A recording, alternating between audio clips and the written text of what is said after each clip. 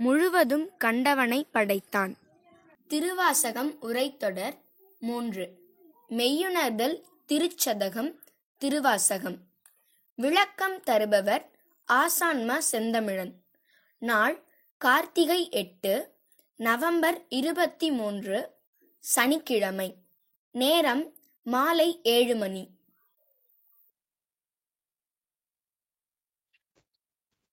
அனைவருக்கும் வணக்கம். திருவாசகம் உரைத்தொடரில் இது 3வது வகுப்பு.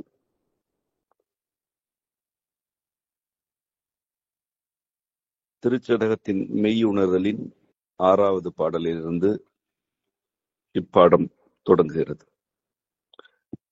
பரந்துவல் ஆய்மலரிட்டு முட்டாது அடியே இறைஞ்சி இறந்த எல்லாம் எமக்கே பெறலாம் என்னும் அன்பர் உள்ளம் கரந்து நில்லா கள்வனே நின்றன் வார்கழற்கு அன்பெனக்கு நிரந்தரமாய் அருளாய் நின்னை ஏத்த முழுவதுமே. முந்தைய பாடலில் தவம் புரிந்திலன் மலரிட்டு இறைஞ்சி வேண்டியவன் நான் அல்லன் என்று தான் இறைவனின் அருளை பெறுவதற்காக எம்முயற்சியும் மேற்கொண்டதில்லை என்று பாடினார்.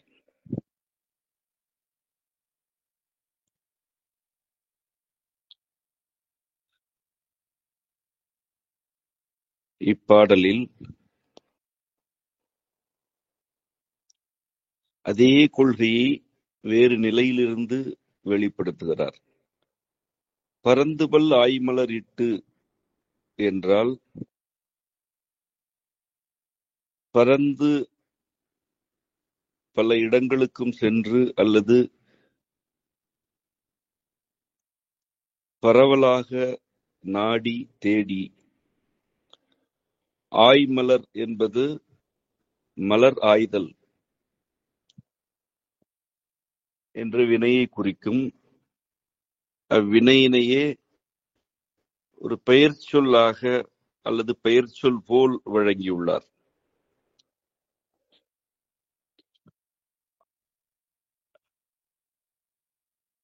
ஆய்மலர் என்பது ஒரு வினைத்தொகையாகவும் அமைந்துள்ளது.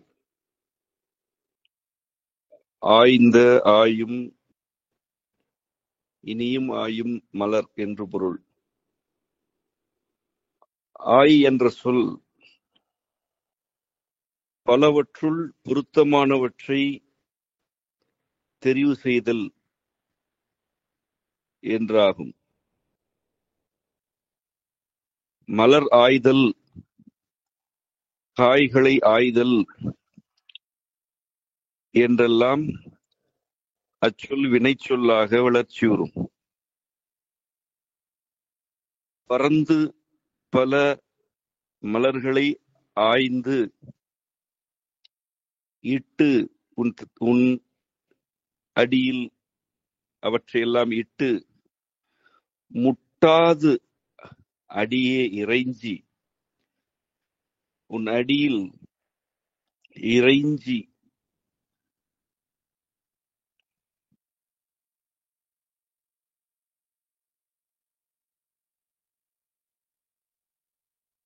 அடியே இறைஞ்சி எனும் சொல் இறைவனுடைய பாதத்தில் அல்லது அவனுடைய அடியில் ஏறத்தாழ கிடையாய் கிடத்தல் என்ற பொருள் கொண்டது.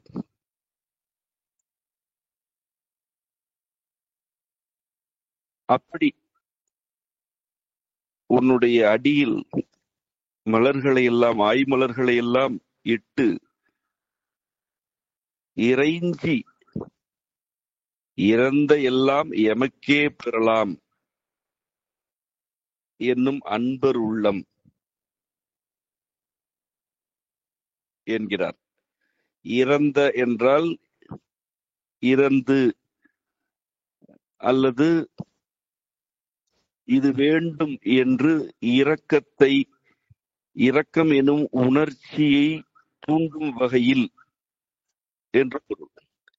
இரத்தல் என்பது தாழ்நிலைக்கு செல்லுதல் என்றாகும்.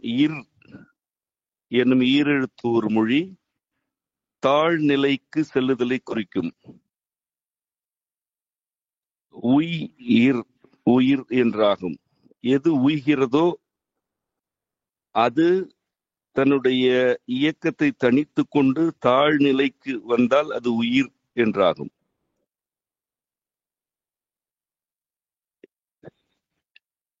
அவ்வாறு இறந்த என்பது தன்னை தாழ்த்தி கொள்ளும் செயல். இறைவனுடைய அடியில் இறைஞ்சி கிடந்து பலவற்றை இறந்து கேட்கிறார்கள் அன்பர்கள். அவ்வாறு அவர்கள் இறந்து கேட்பன யாவற்றையும் பெற்றுவிடலாம் என்று அவர்களுடைய உள்ளம் கருதுகிறது. இறந்த எல்லாம் எமக்கே பெறலாம் என்னும் அன்பர் உள்ளம் என்பது இக்கருத்தினை குறிக்கிறது. முட்டாது இறைஞ்சுதல் என்பது திருவாசகத்தில் பல இடங்களில் உள்ள ஒரு சொல் வழக்கு.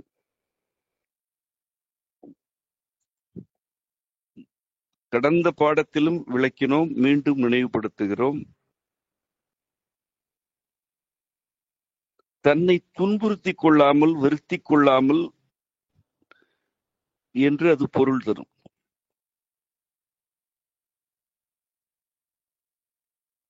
முட்டிக்கொள்ளுதல், மோதிக்கொள்ளுதல்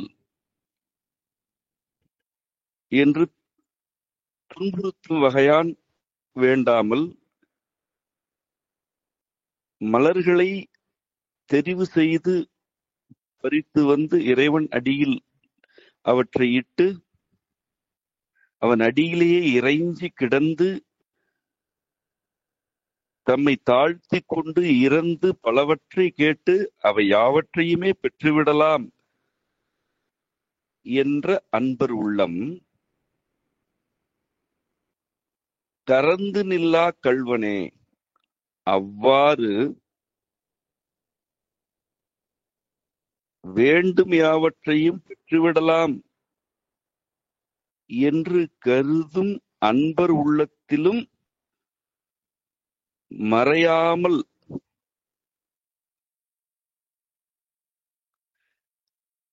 இருக்கும் கள்வன்.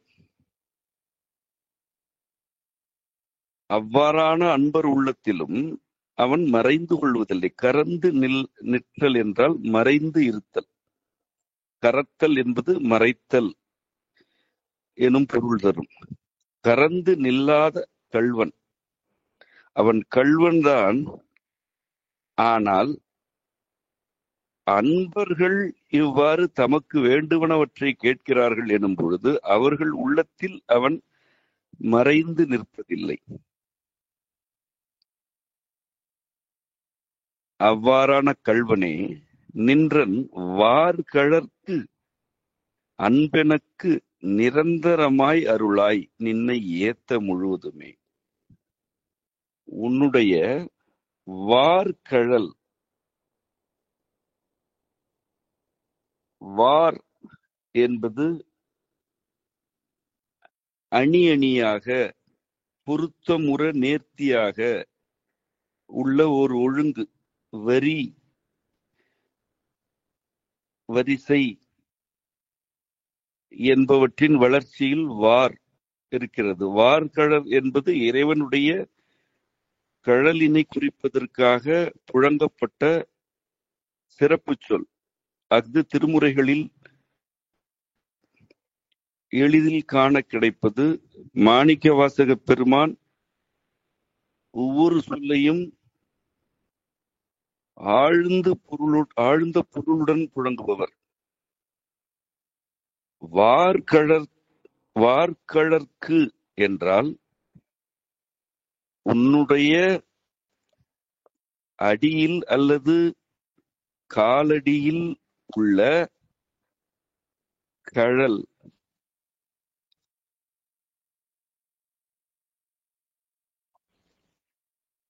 ஒழுங்குடன் அணியணியாக நேர்த்தியுடன் இருக்கிறது என்று பொருள். கழல் என்ற சொல் ஒரு உருவகம். அது ஒரு கட்டமைவை சுற்றி சூழ்ந்து வளைத்து காப்பது. அதுவே கழல் என்று ஆகும்.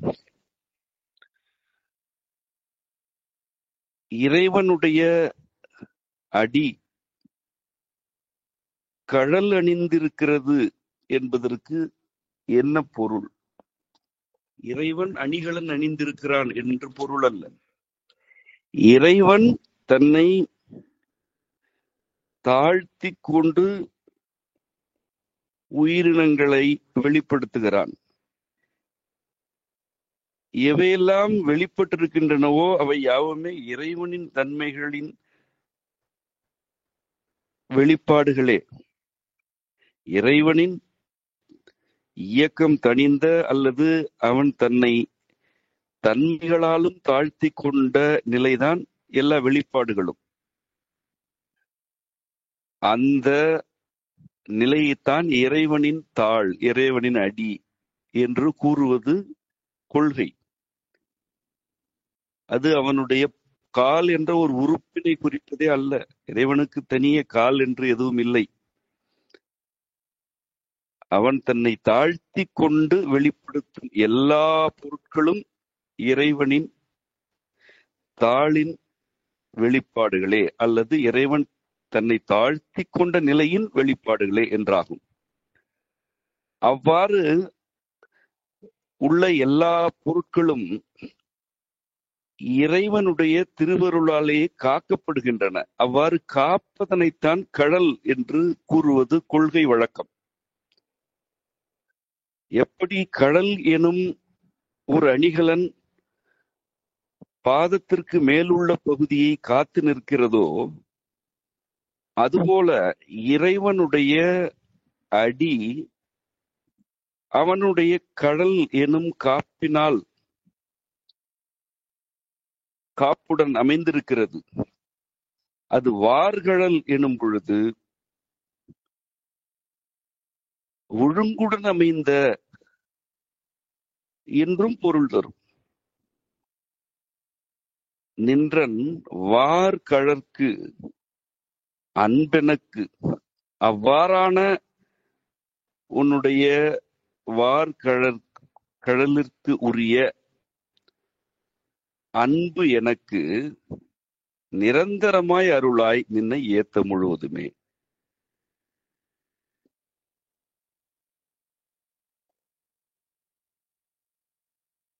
உன் தாழ்நிலையிலிருந்து வெளிப்படுவனவற்றையே உன் அருளால் நீ காக்கிறாய். இதுவன்றோ அன்பு. இந்த அன்பு எனக்கு நிரந்தரமாக அருளாய். இந்த அன்பினைத்தான் நிரந்தரமாக நான் வேண்டுகிறேன். அதனை எனக்கு அருள்வாய். அதுவும் எதற்காக என்றால், நின்னை ஏத்த முழுவதுமே, உன்னை முழுமையாக முழுவதுமாக ஏற்றி பாடுவதற்கும் புலம்புவதற்கும் தான். அன்பர் என்ற கூட்டம் மலர்களை கொய்து வந்து இறைவன் அடியில் வைத்து இறந்த எல்லாம் எமக்கே பெறலாம் என்று இறைஞ்சி கிடக்கிறது. அவர்களுடைய உள்ளத்திலும் நீ இருக்கிறாய், மறைந்து போகவில்லை. நீ கள்வன் என்றாலும் அவர்கள் அன்பர் என்பதனால் அவர்கள் உள்ளத்திலும் இருக்கிறாய். ஐயனே, நான் என்ன கேட்கிறேன் என்றால், உன் வார்கழலில் உள்ள அன்பினை நிரந்தரமாக அருளுவாய். அந்த அருளினால் உன்னை நான் முழுவதுமாக ஏத்துவேன், ஏற்றி பாடுவேன், உரைப்பேன், புலம்புவேன் என்கிறார். முழுவதும் கண்டவனை படைத்தான் முடிசாய்த்து முன்னாள் செழுமலர் கொண்டு எங்கும் தேட அப்பாலன் இப்பால் எம்பிரான் கழுதோடு காட்டிடை நாடகம் ஆடி கதியிலியாய் உழுவையின் தோலுடுத்து உன்மத்தம் மேல்கொண்டு ஒழிதருமே. முழுவதும் கண்டவனை படைத்தான் என்பது இறைவன் ஒரு படைப்பில் ஈடுபட்டான் என்பதனை குறிக்கிறது. அவனே யாவற்றையும் படைக்கிறான். ஆயினும் இறைவனை முழுமையாக அறிந்து கொள்வது அல்லது கண்டுகொள்வது என்பது வாய்ப்பற்றது.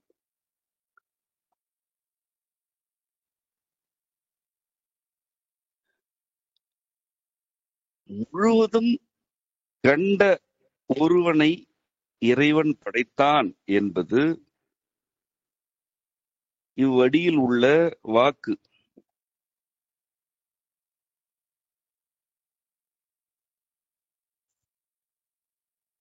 முடிசாய்த்து முன்னாள் செழுமலர் கொண்டு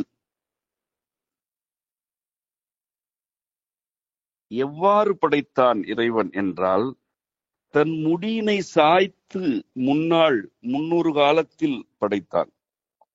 முடி சாய்த்தல் என்பது இறைவன் தன்னை தாழ்த்தி கொள்ளும் நிலை அல்ல, தன்னுடைய முடியாகிய உச்சியினையே சாய்த்து என்று பொருள். இறைவனுடைய அடி தாழ் ஆகியன அவனுடைய தாழ் நிலையை குறிப்பன. அவனுடைய தாழ் நிலையில் பொருட்கள் வெளிப்படுகின்றன, உயிரின கூட்டம் வெளிப்படுகிறது. முடிசாய்த்தல் என்பது முற்றிலும் வேறானது. இறைவன் தன்னுடைய உச்சியினையே சாய்த்து ஒருவனை படைத்தான். அவ்வாறு படைக்கப்பட்டவன்தான் முழுவதும் கண்டவன் என்று பொருள். இறைவனே தன்னுடைய முடியை சாய்த்து ஒருவனை படைத்த பின்னர் அவ்வாறு படைக்கப்பட்டவன் இறைவனுடைய முடி என்ற உச்ச நிலையை காணத்தான் செய்வான் என்பது கருத்து.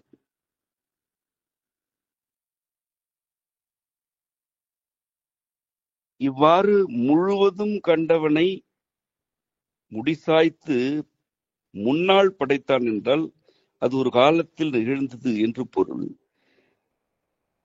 எவ்வாறு படைத்தான்? செழுமலர் கொண்டு. செழுமலர் என்பது செழுமையான தன்மைகளை எப்போதும் கொண்டிருக்கும் மலர் என்று பொருள். செழுமலரிலிருந்து அல்லது செழுமலர் கொண்டு முழுவதும் கண்டவனை தன் முடிசாய்த்து முன்னாள் இறைவன் படைத்தான்.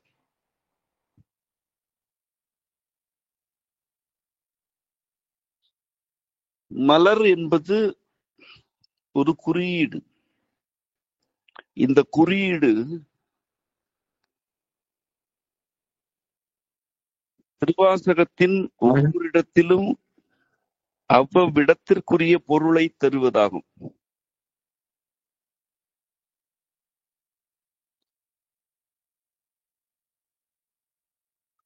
ஐந்தாம் பாடலில் தன்மலர் இட்டு முட்டாது இறைஞ்சேன் என்கிறார்.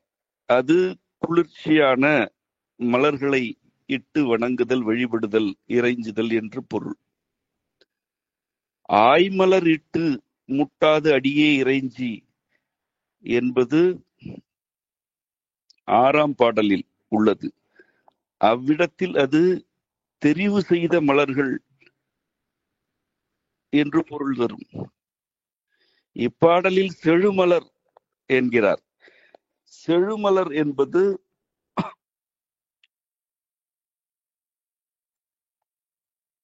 செழுமையை அல்லது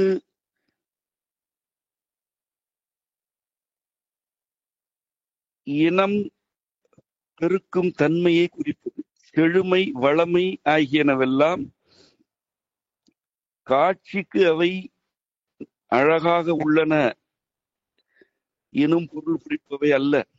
ஒன்று செழிப்பாக இருக்கிறது என்றால் அது பலவாக பெருகும் தன்மையில் இருக்கிறது, பெருக்கும் தன்மையில் இருக்கிறது என்றுதான் பொருள். செழுமலர் என்பது எப்பொழுதும் பெருகும் தன்மையில் இருக்கும் மலர். அது காலத்தில் நிலைபெறத்தக்க ஒன்று என்ற உட்பொருளை கொண்டது.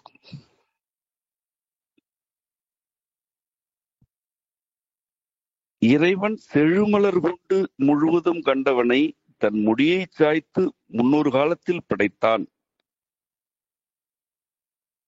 இது மலர் என்ற ஓர் உறுப்பின்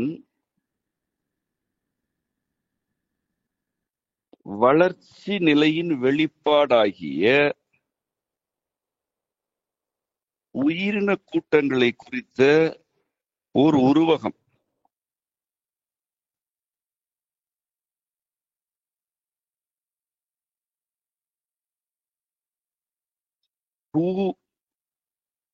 பூப்பு, பூத்தல் ஆகியன பெண்மையின் இனப்பெருக்க நிலைக்குரிய குறியீட்டு சொற்கள். அவ்வாறு செழுமலர் என்ற நிலையில் மாந்த உயிரின கூட்டம் ஒரு காலத்தில் இருந்தது.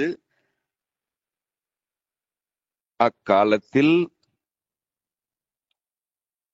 பெண்மை என்ற பாலின பண்பு மட்டும்தான் இருந்தது. அதாவது ஆண் என்று எவரும் இல்லை. இது மாந்த இனத்திற்கு மட்டுமல்ல, புவியில் உள்ள எல்லா உயிரினங்களிலும் பெண் பாலினமே ஆதி. அதிலிருந்துதான் ஆண் பாலினம் தோன்றும்.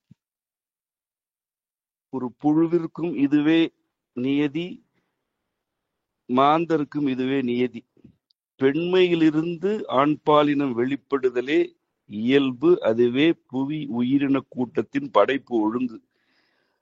எல்லா உயிரின கூட்டமும் அவ்வாறே பெண்மையிலிருந்து வளர்ச்சியுற்று ஆண்மையை தன் உடலிலிருந்து ஈன்றெடுத்தது.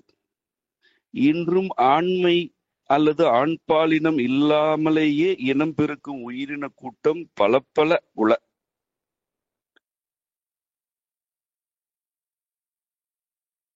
அது தனிப்பாடம் என்பதனால் ஓர் அறிமுகமாக மட்டும் அதனை கூறிவிட்டு இங்கு வருகிறேன். மாந்தர் இனத்திலும் பெண்மை எனும் பண்பு நிலையை உடைய மாந்தர் இருந்தனர். ஆண் பாலினம் என்று ஒன்று அப்போது இல்லை. அப்பெண்களை மலர்களின் குறியீடுகளாக வழங்குதல் நம்முடைய மரபு. இன்றும் ஒரு பெண் பூக்கிறாள் என்றுதான் வழங்கப்படுகிறது. மலர்கள் முதலில் தோன்றி அதன் பின்னரே விதைகள் வழியாக தாவரங்கள் பெருகின. இதுவும் புவியின் உயிரின கூட்ட வளர்ச்சி நிலையின் ஒரு ஒழுங்குதான். முதலில் தோன்றிய மலர்களில் விதைகள் இல்லை. முதலில் தோன்றிய மலர்களில் ஒன்றுடன் ஒன்று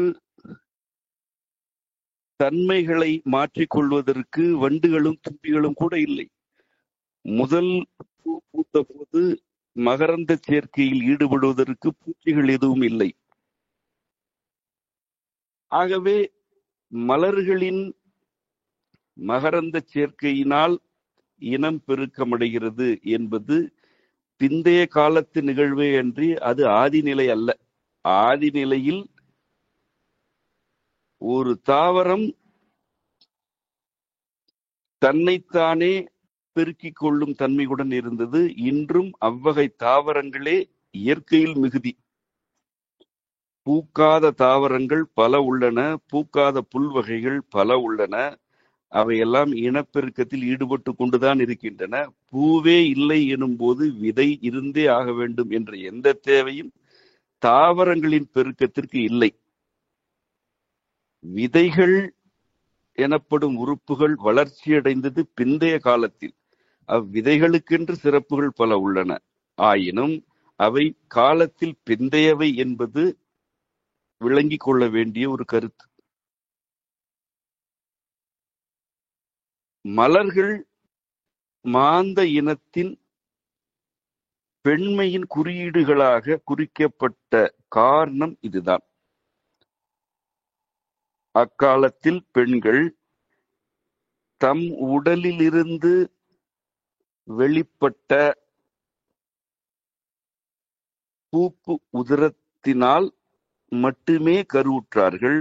புணர்ச்சிக்கு அக்காலத்தில் ஆண் பாலினம் இல்லை. முதலாக ஆண் பாலின தன்மையுடன் பிறந்த குழந்தையை முழுவதும் கண்டவன் என்று மாணிக்கவாசக பெருமான் இங்கு குறிக்கிறார். செழுமலர் கொண்டு படைக்கப்பட்டவன் அவன் என்பதற்கு இதுவே பொருள்.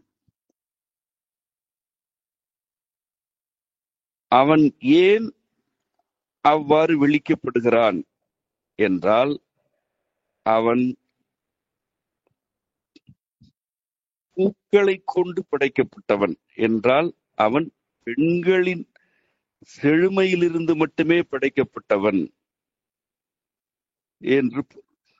அவனே முழுவதும் கண்டவன். அவன் முழுவதும் கண்டவன் என்பதற்கு என்ன அடிப்படை? இறைவனே தன் முடியினை சாய்த்து அவனை படைத்திருக்கிறான். ஆகவே அவன் முழுமையை காண்பான் என்பது கருத்து. எங்கும் தேட அப்பாலன் இப்பால் எம்பிரான் கழுதோடு காட்டிடை நாடகம் ஆடி கதியிலியாய் உழுவையின் தோலுடுத்து உன்மத்தம் மேல்கொண்டு ஒழிதருமே. எங்கும் தேட அப்பாலன் என்பது ஒரு கருத்தை ஏதோ ஒரு நிலையிலிருந்து தொடங்கும் முறை. திருவாசகம் முழுவதும் இவ்வாறான முறை இருக்கும். ஒரு கருத்து வரிசையாக கூறப்படுவதும் உண்டு. அது ஒரு இடத்தில் நிறுத்தம் பெற்று வேறு கருத்து தொடங்கப்படுதலும் உண்டு. முடிசாய்த்து முன்னாள் செழுமலர் கொண்டு எங்கும் தேட அப்பாலன் என்றால் அந்த பாலன், அந்த ஆண் குழந்தை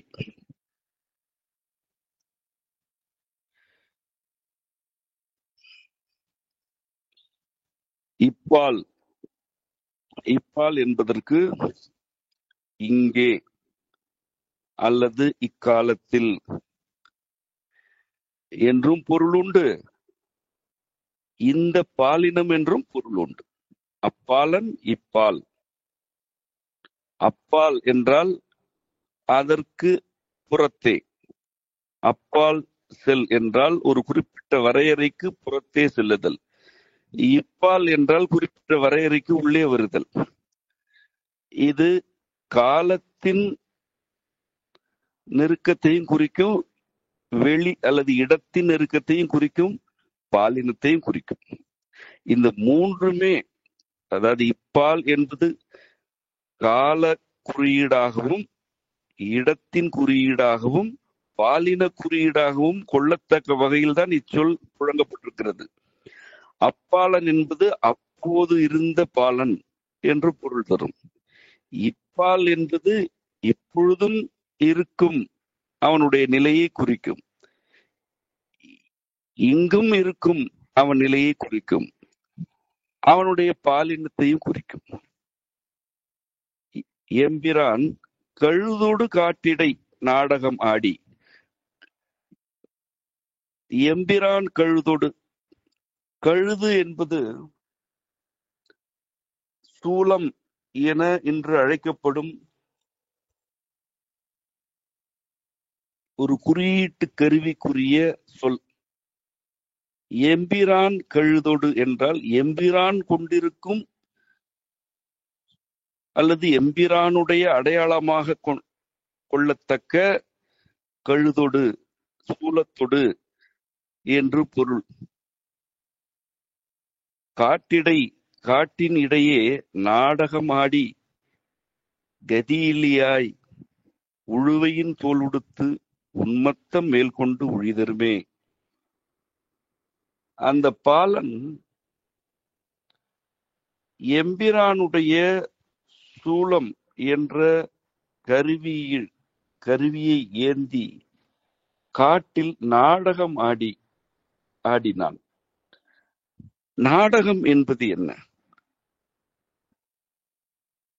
ஒன்று உண்மையில் நிகழ்வது போன்ற செயல்களில் ஈடுபடுதல். முழுவதும் கண்டவனுக்கு நிகழ்வன யாவுமே மாயையின் வெளிப்பாடுகள் என்று தெரியும்.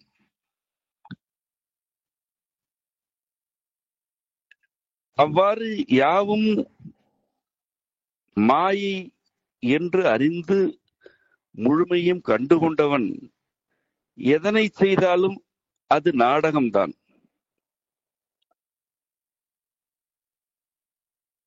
உண்மை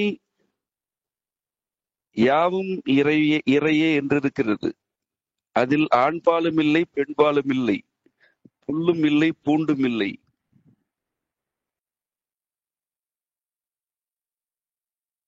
கழுது என்ற கருவியும் இல்லை, காலும் இல்லை, வேலும் இல்லை, எதுவும் இல்லை. இது உண்மை. இந்த உண்மையை முழுவதும் கண்டவன் அறிவான். ஆனாலும் அவன் காட்டிடை நாடகமாடினான். ஏனெனில்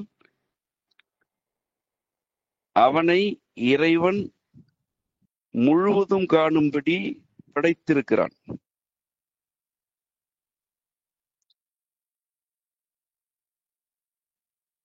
எங்கும் தேட என்ற சொல் அவனை அவரவரும் எங்கும் தேடினார்கள் என்று குறிக்கிறது. அவனை அவரவரும் எங்கும் தேடினார்கள். அப்பாலனோ இப்பால் அவர்கள் எங்கும் தேடினார்கள், அவன் இங்கிருக்கிறான் என்று பொருள். எங்கும் தேட அப்பாலன் இப்பால் எம்பிரான் கழுதோடு எம்பிரான் வழங்கிய சூலத்தை ஏந்தி காட்டில் நாடகம் ஆடுகிறான். அவ்வாறு அவன் நாடகம் ஆடுகையில் கதியிலியாய் இருக்கிறான். அவனுக்கென்று கதி எதுவும் இல்லை.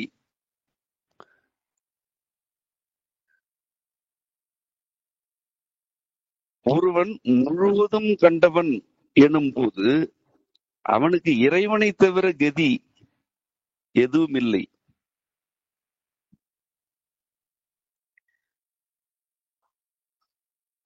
அவனுக்கு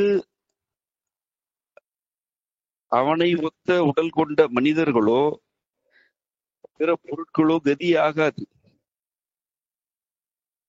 ஆகவே அவன் கதியிலேயா இருக்கிறான்.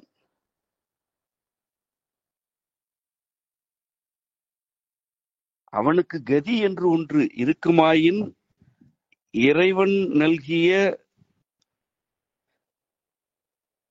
கழுதாகிய அச்சூலமே, எம்பிரான் கழுது கொண்டுதான் அவன் காட்டில் நாடகம் ஆடுகிறான். இறைவன் வழங்கியவற்றை தவிர அவனுக்கென்று எந்த கதியும் இல்லை. இது நாடகம் என்று தெரிந்தும் அவன் அதனை ஆடிக்கொண்டிருக்கிறான். இவ்வாறு கதியிலியாய் கழுதோடு காட்டிடை நாடகம் ஆடுகிறான். அந்த நாடகத்தில் உழுவையின் தோல் உடுத்து உன்மத்தம் மேல் கொண்டு உழிதருமே. உழுவை எனும் சொல் புலியினை குறிக்கிறது. அது கடல் வாழ்வியலில் சுறா மீனையும் குறிக்கும், சுறாவையும் குறிக்கும். அதாவது காட்டில் வலிமையானது புலி, கடலில் வலிமையானது சுறவு. உழுவையின் தோலை உடுத்துக் கொள்ளுதல் என்பது புலியின் தோலை அணிந்து கொள்ளுதல் என்று நேரிடை பொருள் தரும்.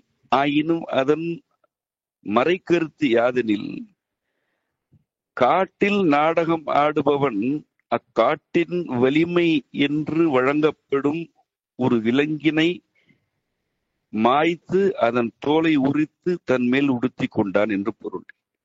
இதன் வழியாக அவன் இங்கு எது வலிமை என்று கருதப்பட்டதோ அதனை வீழ்த்தி விட்டேன் என்பதனை அறிவிக்கிறான். இனி அவ்வலிமை என்னிடமே உள்ளது என்பதனை அவன் அறிவிக்கிறான். ஆகவேதான் புலித்தோல் அணிதல் என்பது இறைவனை ஒரு மனித உருவில் காட்சிப்படுத்துகையில் குறிக்கப்பட்டது. அக்காலத்தில் காட்டில் எது வலிமையானதோ அதனையே வீழ்த்தியவன்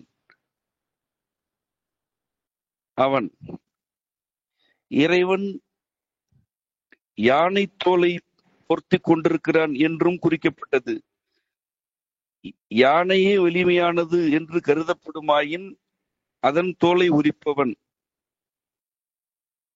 அவன் என்றுதான் அதற்கு பொருள்.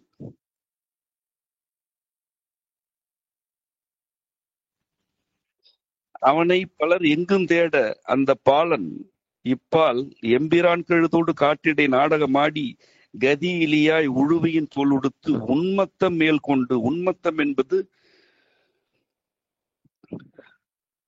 உணர்ச்சி மேலிட்ட நிலை. உணர்ச்சி மேலிட்ட முயற்சிகள் மேலோங்கிய நிலை.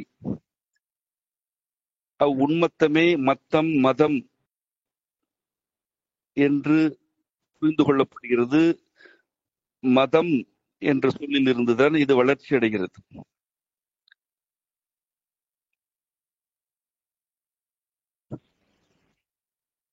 இவ்வாறு உன்மத்தம் அவனுக்கு மேலெழுகிறது.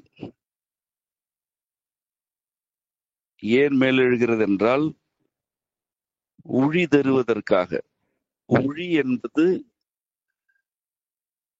காவல், காப்பு, அரணாக இருத்தல் எனும் பொருள் கொண்டது. அதிலிருந்துதான் உழிங்கை திணை என்ற புறத்திணை வகுக்கப்பட்டது.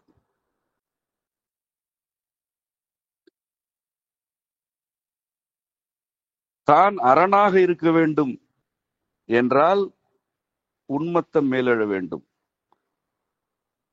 உழுவையின் தோலை உரித்து போர்த்திக் கொள்ள வேண்டும், அணிந்து கொள்ள வேண்டும். இவை யாவுமே மாயைகள் என்று தெரிந்தாலும் வழங்கப்பட்ட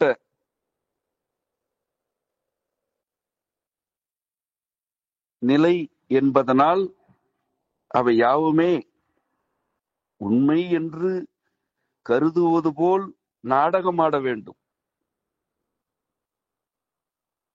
இவ்வாறு முழுவதும் கண்டவனாக படைக்கப்பட்ட இறைவனின் மகனாகிய அப்பாலன்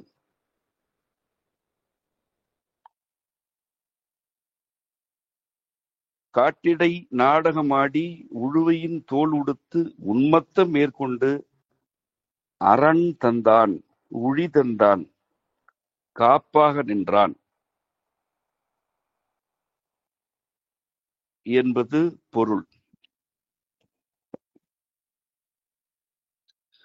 உழிதரு காலும் கனலும் புனலொடு மண்ணும் விண்ணும் இழிதரு காலம் எக்காலம் வருவது வந்தற்பின் உழிதரு காலத்த உன்னடியேன் செய்த வல்வினையை கழிதரு காலமுமாய் அவை காத்து எம்மை காப்பவனே. உழிதரு காலும் கனலும் புனலோடு மண்ணும் விண்ணும் என்பது இவ்வுலகிற்கு அரணாக இருப்பவை, உழியாக இருப்பவை. கால் எனும் காற்று, கனல் எனும் வெப்பம், புனல் எனும் நீர், மண், விண் ஆகியன. இவையெல்லாம் இழிதரு காலம் எக்காலம், இவையெல்லாம் இழித்து அல்லது இந்த அரணை சிதைக்கும் காலம் எந்த காலமோ, எவை காப்பாக இருக்கின்றனவோ அவையே இழிவாகும் காலம் ஒன்று உண்டு. அந்த காலம் எந்த காலமோ, வருவது வந்தற்பின், அது வரட்டும், வந்த பின்னர் உழிதரு காலத்த, உழி என்ற காப்பரனை தரும் காலத்தில் உன் அடியேன் செய்த வல்வினையை, உன்னுடைய அடியேன் செய்த வல்வினைகளையெல்லாம் கழிதரு காலமுமாய் அவை காத்து எம்மை காப்பவனே. இவ்வுலகிற்கு காப்பரனாக இருக்கும் கால், கனல், புனல், மண், விண் ஆகியன ஒரு காலத்தில் இழிவையும் தரும், அதாவது அந்த காப்பினை சிதைக்கும். அக்காலம் வரட்டும், வந்த பின்னர் மீண்டும் உழிதரு காலம் வரும், காப்பரனுக்குரிய காலம் வரும். அந்த உழிதரு காலத்தில் உன் அடியேன் செய்த, நான் செய்த எல்லா வன்மையான வினைகளையும் கழிக்கும் காலமும் வரும். அந்த வல்வினைகள் எல்லாம் கழிதரு காலமுமாய் அவை காத்து எம்மை காப்பவனே. அந்த காலத்தையும் காத்து, வல்வினைகளை எல்லாம் கழிக்கும் காலம் வரும் அல்லவா, அக்காலத்தை காத்து எம்மை காப்பவனே. உலகம் காப்பரனாக இருக்கிறது, அதுவே காப்புகளை விலக்கிக் கொள்கிறது, மீண்டும் காப்பு வழங்குகிறது. இவ்வாறு காப்பும் அவற்றின் சிதைவும் மாறி மாறி இருக்கின்றன. இருந்தாலும்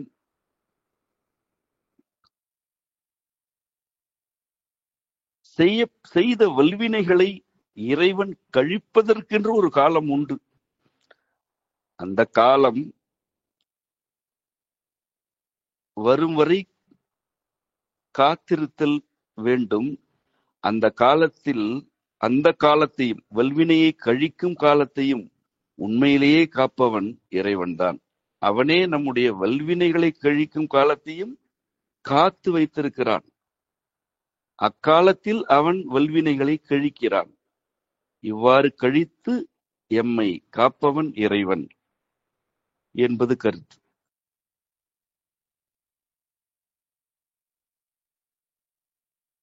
நிரந்தரமாய் அருள நின்னை ஏத்த முழுவதுமே என்று முடிந்த 6வது பாடலின் ஈற்று முழுவதும் கண்டவனை பாடுகிறது. பின்னர் அவன் காப்பரனாக இருந்தான் என்பதனை கூறுகிறது. இவ்வாறு கூறுகையில், நாடகம்தான் என்று தெரிந்தும் அவன் நடித்தான். இவ்வாறான நாடகத்திற்காக அவன் உன்மத்தம் மேற்கொண்டான். அவனுக்கு கதியில்லை என்றாலும் சூழலில் உள்ளவற்றிற்காக, உள்ளோருக்காக அவன் உன்மத்தம் மேற்கொண்டான். அவன் அரணாக இருக்க வேண்டும் என்றால் அவனுக்கு உன்மத்தம் வேண்டும். இல்லை என்றால் அவனால் காக்க இயலாது. இவை யாவுமே வல்வினைகள் தான். இந்த வல்வினைகளையும் இறைவன் கழிக்கும் காலம் ஒன்று வரும். அதுவரை இறைவனே அந்த காலத்தையும் காத்து வைத்து அவ்வல்வினைகளை கழிக்கிறான் என்று அடுத்த பாடல் முடிகிறது. இவற்றில் முழுவதும் கண்டவன் என்று மாணிக்க வாசகர்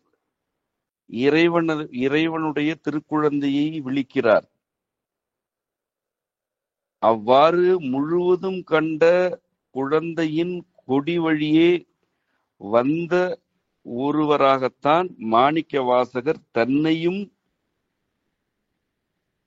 விளங்கி கொண்டார் என்பதுதான் இந்த பாடலின் மறைக்கருத்து.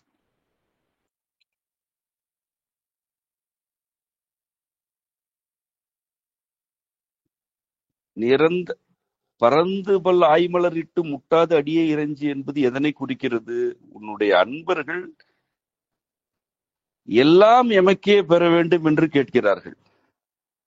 நீ அவர்களுக்கும் அருளுகிறாய். நான் முழுவதுமாக உன்னை ஏற்ற வேண்டும் என்று வேண்டுகிறேன். உன்னுடைய முழுமையை நான் போற்ற வேண்டும், ஏற்ற வேண்டும் என்று விரும்புகிறேன். என்றால் உன் முழுமை எனக்கு தெரிய வேண்டும். மற்றவர்களுக்கு தம்முடைய தேவைகள் நிறைவேற வேண்டும். எனக்கோ உன் முழுமையை நான் அறிந்து கொள்ள வேண்டும், அதனை ஏற்ற வேண்டும்.